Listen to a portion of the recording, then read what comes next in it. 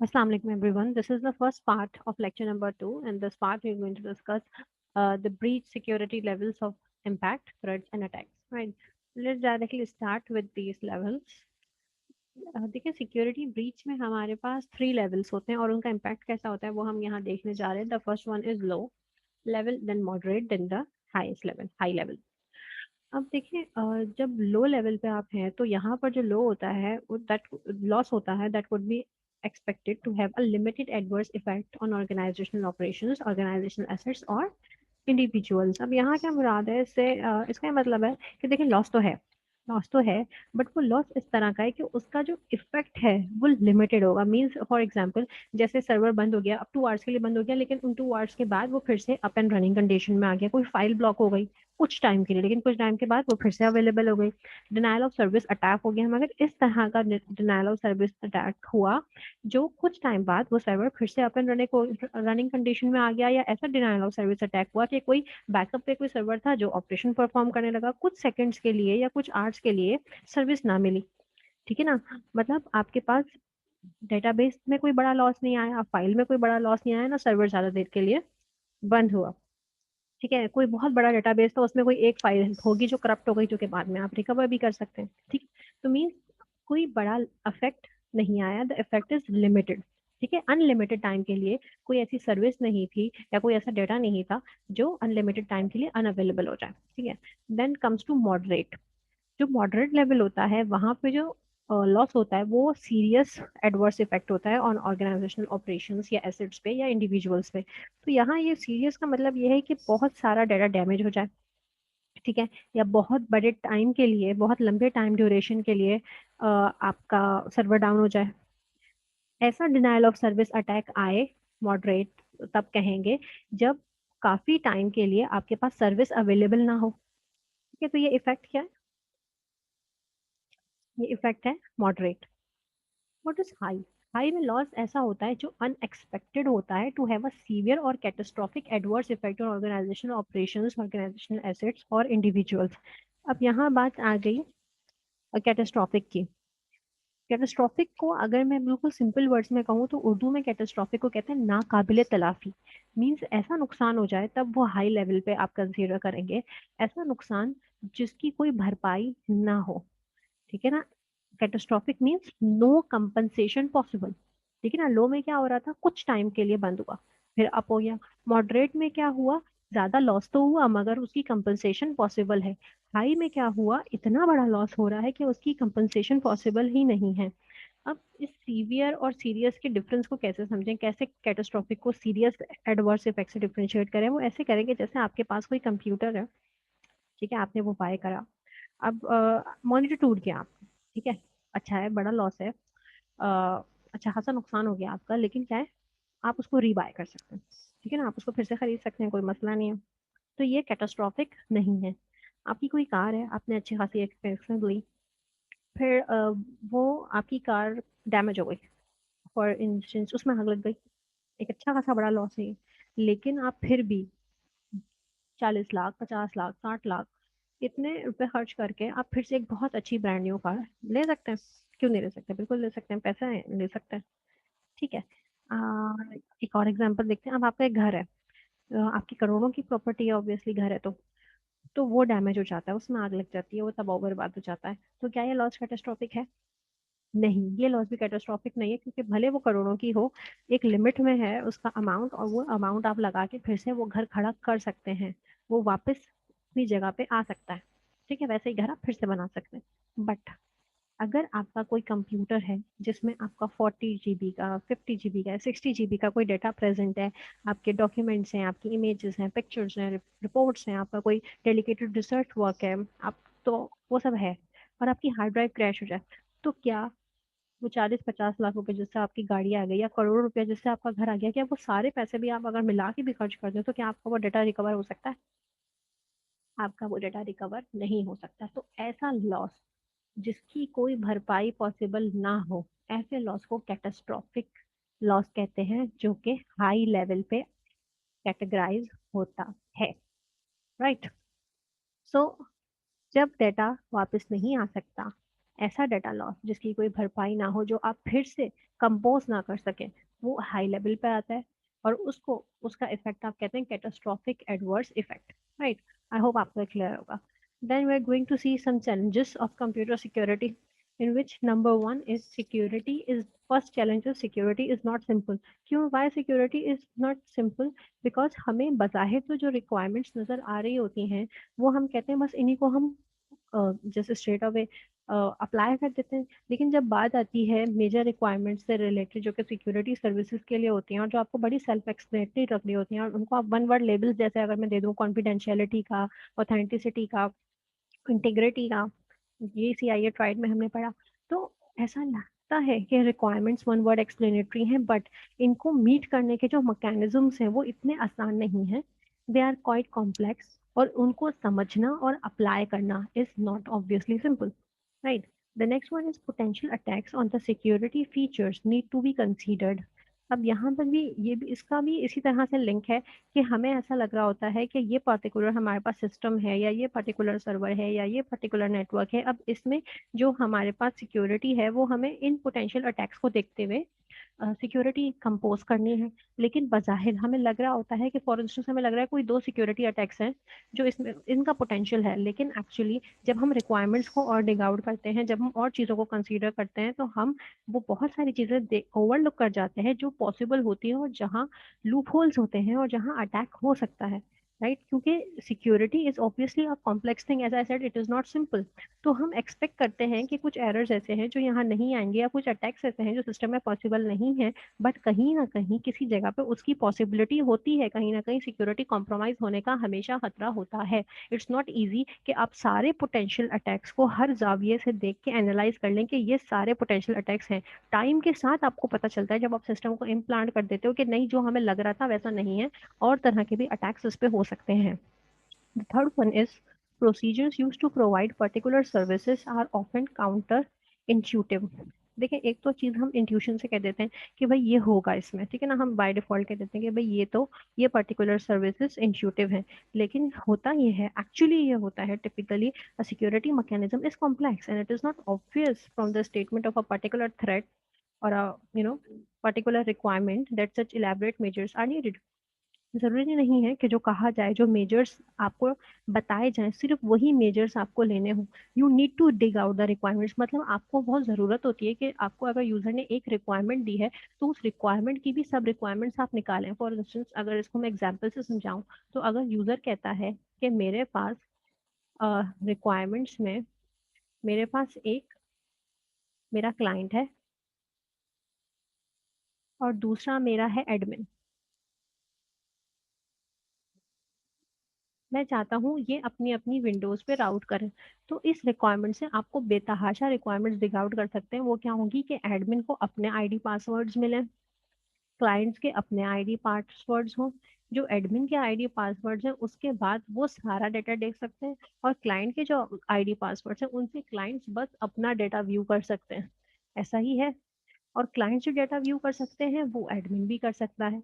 इसी तरह से आप रिक्वायरमेंट डिग आउट करते हैं ना, तो हर चीज इतनी इंट्यूटिव नहीं होती, आपको हर चीज को डिग आउट करना है प्रॉपरली, और ईच एंड एवरी रिक्वायरमेंट को अच्छी तरह डिग आउट करने के बाद निकालना है कि कहाँ क्या लूप होल है और किस तरह से सिक्योरिटी मैकेनिज्म्स हम यहाँ पे अप्लाई करेंगे।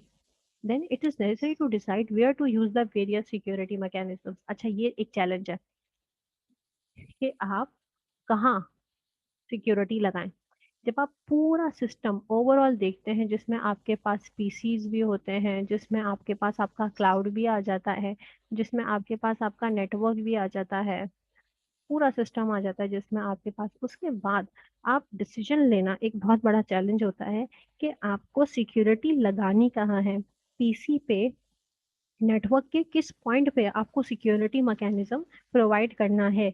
और एक तो हो गया किस पॉइंट पे करना है, मतलब नेटवर्क में कहाँ करना है। दूसरा एक चैलेंज ये भी होता है कि सिक्योरिटी मैकेनिज्म किस लेयर पे करना है, टीसीपी आईपी लेयर पे करना है, नेटवर्क लेयर पे करना है, मीन्स या किस लेयर पे आप प्रोवाइड करना चाह रहे हैं। ये टोटली सिक्योरिटी इम्पोज कर एज इंजीनियर सिक्योरिटी इम्पोज करने वालों की रिस्पॉन्सिबिलिटी होती है कि depending upon the scenario security कहाँ लगनी चाहिए. कभी कभी सिक्योरिटी की जरूरत डेटा लेयर पे भी हो सकती है. It totally depends upon the scenario, right. Then requires constant monitoring. ठीक है. अब तक हम इसी पॉइंट की तमहीद बांधते हुए चल रहे हैं कि हर चीज काउंटर इंट्यूटिव नहीं है. शुरू में आपको ऐसा लगता है कि ये तो बड़ा सिंपल सा स्ट्रेट फॉरवर्ड सा सिस्टम है, इसमें एक या दो ही चैलेंजेस हैं, वो हम इनकॉर्पोरेट कर देंगे, इससे ज्यादा तो इसकी सिक्योरिटी कॉम्प्रोमाइज हो ही नहीं सकती. लेकिन टाइम के साथ जब आप सिस्टम पे एक्चुअली वर्किंग करते हैं तो आपको कॉन्स्टेंट मॉनिटरिंग करनी पड़ती है, मुस्तकिल देखना पड़ता है, कंटिन्यूसली चेक करना पड़ता है कहीं कोई सिक्योरिटी थ्रेट आने का तो खतरा नहीं है, कहीं ऐसा तो नहीं है कि अब यहाँ पे एक नया सिक्योरिटी बाईपास होने का थ्रेट आ गया है, हमें यहाँ पर कहीं सिक्योरिटी तो नहीं लगानी चाहिए. ठीक है. पहले आप बिल्कुल बता देते हैं कि भाई सिक्योरिटी मैकेनिज्म ये है, इन 3 पॉइंट्स पे सिक्योरिटी लगेगी, लेकिन जब आप एक्चुअली सिस्टम को देखते हैं, एक्चुअली सिस्टम बिल्ड करते हैं, तो आपको कोई और जगहें भी होती हैं जिसमें आपको ऐसा लगता है कि नहीं वहां नहीं, यहाँ सिक्योरिटी लगानी है, या वहां तो लगानी ही है लेकिन यहाँ भी लगानी है, राइट. तो it's too often an afterthought ना, कि आपको मुस्तकिल सोचते रहना है, मुस्तकिल सिस्टम को इवॉल्व करते हुए या मुस्तकिल सिस्टम के साथ डील करते हुए आपको चेक करते रहना है कि कहीं कोई लूप होल तो नहीं है जो रह गया, कहीं कोई लूप होल तो नहीं है. It's about constant doing something, right, and constant checking and constant analysing, constant monitoring and constantly updating, right. So security mechanisms typically involve more than a particular algorithm and protocol. अच्छा, अब जैसे हमें कोई काम करना है, हम एक पर्टिकुलर कह देते हैं भाई ये प्रोटोकॉल ए है, इसको फॉलो करते हुए आपको इस सिस्टम को बिल्ड करना है. ठीक है. लेकिन जब बात आती है सिक्योरिटी मैकेनिज्म की, तो वहां जरूरी नहीं है कि कोई एक पर्टिकुलर प्रोटोकॉल आपको बता दिया जाए.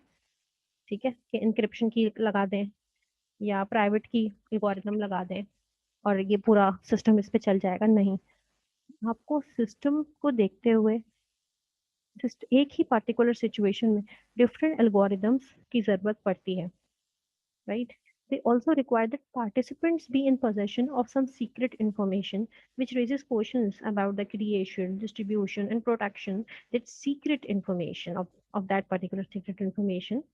So, जब आप कम्युनिकेशन प्रोटोकॉल्स की बात करते हैं तो प्रोटोकॉल्स कुछ डिफरेंट होंगे. टीसीपी होगा, कोई प्रोटोकॉल यूडीपी यूज कर रहा है. तो ये तो बात हो गई कम्युनिकेशन की. कम्युनिकेशन करने के बाद जब आप डाटा स्टोर कर रहे हैं तो डाटा स्टोर किस प्रोटोकॉल को यूज करते हुए, ठीक है ना. जब जब स्टोर डाटा आप एक्सट्रैक्ट कर रहे हैं तो वो एक्सट्रैक्शन किस प्रोटोकॉल को यूज करते हुए. तो क्योंकि सिक्योरिटी की जब हम बात कंप्यूटर सिस्टम्स में करते हैं तो information totally in transit, information travel कर रही है. तो कभी कम्युनिकेशन है, कभी कम्युनिकेशन कहीं स्टोर हो रही है, कभी डाटा नेटवर्क पे. तो हर जगह डिपेंडिंग अपॉन द सिनेरियो आपके पास आपको प्रोटोकॉल चेंज करना पड़ता है. Right. So the next one is security is essentially a battle of wits between a perpetrator and the designer. ये ऑब्वियसली एक जंग है एक प्रिपरेटर और एक डिजाइनर के बीच, जिसमें आपका प्रिपरेटर क्या चाह रहा है, वो ट्राई कर रहा है लूप होल्स निकालना, कि जो भी सिक्योरिटी इन्होंने इम्पोज की है उसमें उसको कुछ गलतियां मिल जाएं और वो बताए कि भाई ये भी ओवरकम करो, ये भी ओवरकम करो. और डिजाइनर क्या कर रहा है, उन लूप होल्स को कवर कर रहा है कि नहीं ये लूप होल नहीं है, इसको मैं कैसे इसको सॉल्व करूं इस इशू को. ठीक है. तो डिजाइनर कंटिन्यूसली इश्यूज को सॉल्व कर रहे हैं और प्रिपरेटर उनको डिग आउट करके फाइंड आउट करें कि क्या इश्यूज आ सकते हैं. तो ये एक जंग है जिसमें ये खोदते हैं होल्स और ये उन होल्स को कवर करते हैं. ठीक है. So little benefit from security investment is perceived until a security failure occurs. तो यहाँ एक पॉइंट ये भी है कि जब तक सिक्योरिटी फेलियर अकर नहीं होता तब तक सिक्योरिटी सर्विस का से आप फायदा उठाते हैं, जहाँ अकर होता है वहाँ वो फेल हो जाती है, उसके बाद आपको सिस्टम को रीएवैल्यूएट करना पड़ता है, right. So strong security is often viewed as an impediment to efficient and user friendly operation. अच्छा, ये एक बहुत बड़ा चैलेंज है. क्यों ये उसको मैं बहुत बड़ा चैलेंज कह रही हूँ, क्योंकि जितना ज्यादा आप अपनी सिक्योरिटी को स्ट्रॉन्ग बनाते हैं उतना ज्यादा आप अपने सिस्टम को कॉम्प्लेक्स कर रहे हैं.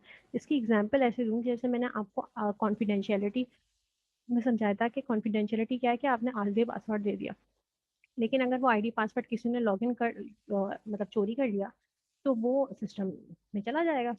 अब हमने कॉन्फिडेंशियलिटी के साथ ऐड किया था ऑथेंटिसिटी, कि जब यूजर आईडी पासवर्ड डाले तो उसको सिर्फ वेलकम लिखा हुआ आए और उससे कहा जाए कि अब आप वो 4 डिजिट का कोड डालें जो आपके मोबाइल पे आया होगा. ठीक है, फिर आप सिस्टम के अंदर आ सकेंगे। तो ऑब्वियसली हर यूजर इतना इतना रिलक्टेंस भी शो कर सकता है कि भाई जब मैंने आईडी पासवर्ड डाल दिया तो अब ये क्या मुसीबत है। ठीक है ना, तो यूजर्स कभी कभी इरिटेट हो जाते हैं इन चीज़ों से कि हम जो सिक्योरिटी को स्ट्रॉन्ग बनाने के लिए करते हैं, टू वे जो हम ऑथेंटिसिटी ऑथेंटिकेशन करवाते हैं, इससे कभी कभी इरिटेट हो जाते हैं। जितनी ज़्यादा आप अपने सिस्टम को सिक्योर करने की कोशिश करेंगे, इतनी ज़्यादा सिक्योरिटी प्रोवाइड करेंगे, उतने ज़्यादा प्रोसीजर से गुजरना पड़ेगा यूज़र को। तो ऑब्वियसली वो इतना ज़्यादा आपका इन्वायरमेंट यूज़र फ्रेंडली नहीं रहेगा। एक तो ये एक बड़ा चैलेंज है कि आप इस तरह से सिक्योरिटी इम्पोज करें कि आपका इन्वायरमेंट ज़्यादा से ज़्यादा यूज़र फ्रेंडली भी रहे और यूज़र रिजक्टेंस शो ना करे। Right. Next is threads and attacks. Threads और अटैक्स में डिफरेंस क्या है? थ्रेट एक पोटेंशियल है कि सिक्योरिटी वायलेट हो सकती है, विच एग्जिस्ट जब कोई ऐसे हालात पैदा हो जाएं, कोई ऐसी सिस्टम में कैपेबिलिटी आ जाए या कोई एक्शन आ जाए सिस्टम में, जिसके बाद हम ये कहेंगे कि हाँ अब मसला है। ठीक है ना, that is a threat is a possible danger that might exploit a vulnerability, जो किसी वर्नेबिलिटी को खराब कर दे, बुरी तरीके से यूज कर ले। सिस्टम में अब डेंजर आ सकता है, अब मसला आ सकता है, पॉसिबल डेंजर ना। पॉसिबल डेंजर मीन्स अभी कोई प्रॉब्लम अकर हुई नहीं है, लेकिन प्रॉब्लम के अकर होने का क्या है, खतरा है। थ्रेट को अगर मैं सिंपल वर्ड्स में कहूँ तो थ्रेट वो खदशा है या वो अंदेशा है कि कोई प्रॉब्लम अकर हो सकती है या मतलब अटैक अकर हो सकता है। ठीक है ना, जैसे कोई बंदा है वो खाना प्रॉपर नहीं खा रहा, वो टाइम पे सो नहीं रहा, तो वो वीक हो जाता है, तो उसके ये थ्रेट है कि वो बीमार हो जाएगा, उसको जल्दी वायरल अटैक लगेगा। तो ये थ्रेट है, अभी वो बीमार हुआ नहीं है लेकिन उसका एक थ्रेट है कि ये जल्दी बीमार हो सकता है, इसको जल्दी वायरल अटैक लग सकता है। क्यों? उसका रीजन सामने नजर आ रहा है, क्योंकि वो टाइम पे खाना नहीं खाता, वो टाइम पे सोता नहीं है। ठीक है, लेकिन अगर उसको वायरल इन्फेक्शन लग गया तो फिर वो अटैक है। ठीक है, तो खदशा होना, किसी बात का, किसी प्रॉब्लम के आने का खतरा होना, अटैक के आने का खतरा होना इस थ्रेट, और अटैक का आ जाना सिस्टम पे is attack. And assault on system security, जब सिस्टम की सिक्योरिटी बाईपास हो जाए, that derives from an intelligent threat, that is an intelligent act, that is deliberate attempt, especially in the sense of a method or technique to evade security services and violate the security policy of a system। ठीक है, एक ऐसा problem जिससे एक deliberate attempt हो, जिससे system की security bypass हो जाए और सिस्टम की कोई सिक्योरिटी पॉलिसी वायलेट हो जाए, वो अटैक है। Right right? जैसे अगर आपका कंप्यूटर है जिसको आप लॉग इन करते हैं, उसमें अगर आपने बस 4 वर्ड्स का पासवर्ड रखा हुआ है, 4 डिजिट्स लेटर्स वट एवर्स का पासवर्ड रखा हुआ है, तो मैं ये कहूंगी कि ये सिक्योरिटी थ्रेट है, क्योंकि इतना छोटा पासवर्ड इजीली ब्रेक हो सकता है। थ्रेट है क्योंकि आपका पासवर्ड बहुत छोटा है और किसी ने उस पासवर्ड को सोच लिया कि भाई ये 4 वर्ड्स हैं तो ये हो सकते हैं, और आपके सिस्टम के अंदर पेनेट्रेट कर गया, तो फिर क्या होगा ये, तो फिर ये अटैक होगा। ठीक है, so this is the definition of threat and attack. This is the main difference between threat and attack. A threat is the possible danger and attack is an actual attempt which causes certain kind of danger to the system. Right, so thank you so much. This is the end of the first part of lecture number 2. We'll discuss more about lecture number 2 in the next video. Thank you so much. Allah Hafiz.